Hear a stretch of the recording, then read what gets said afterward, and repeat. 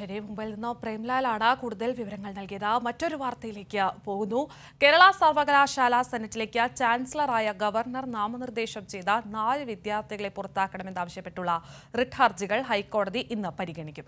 സെനറ്റിലേക്ക് ABVPക്കാരെ നാമനിർദ്ദേശം ചെയ്ത ചാൻസലറുടെ നടപടി കോടതി നേരത്തെ സ്റ്റേ ചെയ്തിരുന്നതാണ്. സ്റ്റേ നീക്കണമെന്ന ആവശ്യം കോടതി നിരസിക്കുകയും ചെയ്തു.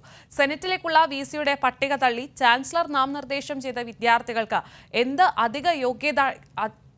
എന്ത് അധിക യോഗ്യതയാണുള്ളതെന്ന് വ്യക്തമാക്കണമെന്നും കോടതി വാക്കാൽ നിർദ്ദേശിച്ചിരുന്നു. ഇതിന്റെ കൂടുതൽ വിശദാംശങ്ങൾ ഗായത്രി നൽകും. കൊച്ചിയിൽ നിന്നും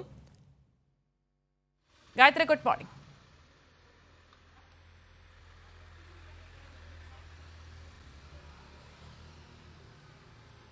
ഗുഡ് മോർണിംഗ് കീർത്തി. ഗായത്രി, ഈ ഒരു വിഷയത്തിൽ ഗവർണർക്കെതിരെ വലിയ തോതിലുള്ള ഒരു പ്രതിഷേധമൊക്കെ നടക്കുന്ന ഒരു സമയമാണ്. ഈ ഒരു സമയത്ത് ഈ റിട്ട് ഹർജികൾ വീണ്ടും പരിഗണിക്കുമ്പോൾ കോടതി പ്രധാനമായും നിരീക്ഷിക്കുന്നത് എന്തൊക്കെ കാര്യങ്ങളാണ്? ഹർജി എപ്പോഴാണ് പരിഗണിക്കുന്നത്?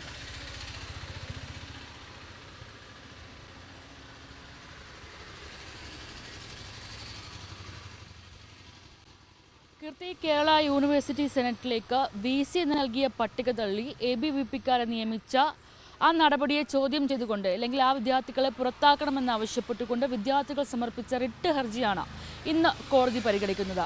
ഈ സെനറ്റിലേക്ക് ഉന്നത റാങ്ക് ജേതാക്കളായ, ഈ സർവകലാശാല റാങ്ക് ജേതാക്കളായ, കലാപ്രതിഭകളായ അല്ലെങ്കിൽ കായിക താരങ്ങളായ ആളുകളെയാണ് VC നാമനിർദ്ദേശം ചെയ്തിരുന്നത്. ആ രീതിയിലാണ് അതിൻ്റെ ഒരു ഘടന മാനദണ്ഡം ആവശ്യപ്പെടുന്നതും. എന്നാൽ ഇത്തരത്തിലുള്ള വിദ്യാർത്ഥികളെ തള്ളിക്കൊണ്ടാണ് ABVPക്കാരായ 4 പേരെ ഗവർണർ നിയമിച്ചത് അല്ലെങ്കിൽ ശുപാർശ ചെയ്തത്. അതിനെ ചോദ്യം ചെയ്തുകൊണ്ടുള്ള ഹർജിയാണ് ഇന്ന് പരിഗണിക്കുന്നത്. ഈ വിഷയത്തിൽ ഈ തെരുവിൽ ഗവർണർ നേരിടുന്ന പ്രതിഷേധത്തോടൊപ്പം തന്നെ കോടതിയിലും ശക്തമായ തിരിച്ചടികൾ ഈ വിഷയത്തിൽ തുടക്കം മുതൽ തന്നെ ഗവർണർക്ക് നേരിടേണ്ടി വന്നിരുന്നു. ആദ്യം തന്നെ ഈ ഒരു നടപടിയെ സ്റ്റേ ചെയ്യുന്ന ഒരു നടപടിയാണ് കോടതിയുടെ ഭാഗത്ത് നിന്നുണ്ടായത്. ഈ സ്റ്റേ നീക്കണമെന്നാവശ്യപ്പെട്ട് സമർപ്പിച്ച ഹർജിയും കോടതി നിരസിച്ചിരുന്നു. സ്റ്റേ നീക്കാനാവില്ല എന്ന് അറിയിച്ചുകൊണ്ട് 3 ആഴ്ചത്തേക്ക് കൂടി കോടതി സ്റ്റേ നീട്ടിയിരുന്നു. ഒപ്പം തന്നെ ഈ VC ശുപാർശ ചെയ്ത വിദ്യാർത്ഥികളെക്കാൾ എന്ത് അധിക യോഗ്യതയാണ് ഈ ABVPക്കാരായ ഗവർണർ നാമനിർദ്ദേശം ചെയ്ത വിദ്യാർത്ഥികൾക്ക് ഉള്ളത് എന്ന് വ്യക്തമാക്കണമെന്നും കോടതി വാക്കാൽ നിർദ്ദേശിച്ചിരുന്നു. ഈ ഒരു സാഹചര്യം ഒക്കെ നിലനിൽക്കുന്ന ഒരു ഘട്ടത്തിലാണ് ഇന്ന് ആ റിട്ട് ഹർജികൾ കോടതി വീണ്ടും പരിഗണിക്കുന്നത്. ഈ ഹ്യൂമാനിറ്റീസ്, സയൻസ്, കല, കായികം തുടങ്ങിയ മേഖലകളിൽ കഴിവ് തെളിയിച്ച പ്രഗത്ഭരായ ഈ 4 മേഖലകളിലെ വിദ്യാർത്ഥികളെയാണ് ഈ സെനറ്റിലേക്ക് നാമനിർദ്ദേശം ചെയ്യേണ്ടത്. അത്തരത്തിലുള്ള നാമനിർദ്ദേശമാണ് കേരള യൂണിവേഴ്സിറ്റി VCയുടെ ഭാഗത്തു നിന്നുണ്ടായത്.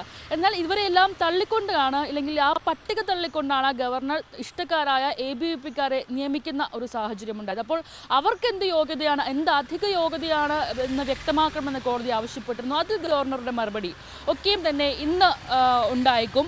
അപ്പോൾ ഈ ഒരു വിഷയമാണ് ഇന്ന് കോടതി പരിഗണിക്കുന്നത്. ഈ ഗവർണർക്ക് നിയമിച്ച ലിസ്റ്റിനപ്പുറം ഈ VC നൽകിയ ലിസ്റ്റിൽപ്പെട്ട വിദ്യാർത്ഥികൾ ആണ് ഈ റിട്ട് ഹർജി നൽകിയത്. അവരുടെ പരാതിയാണ് അല്ലെങ്കിൽ അവരുടെ ഹർജിയാണ് ഇന്ന് പരിഗണിക്കുന്നത്.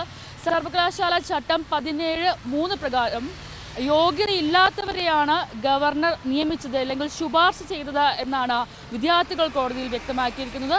ഒരു വിഷയം ആണ് ഇന്ന് കോടതി വീണ്ടും പരിഗണിക്കുന്നത്. ശരി, ഗായത്രിയാണ് കൂടുതൽ വിവരങ്ങൾ നൽകിയത്.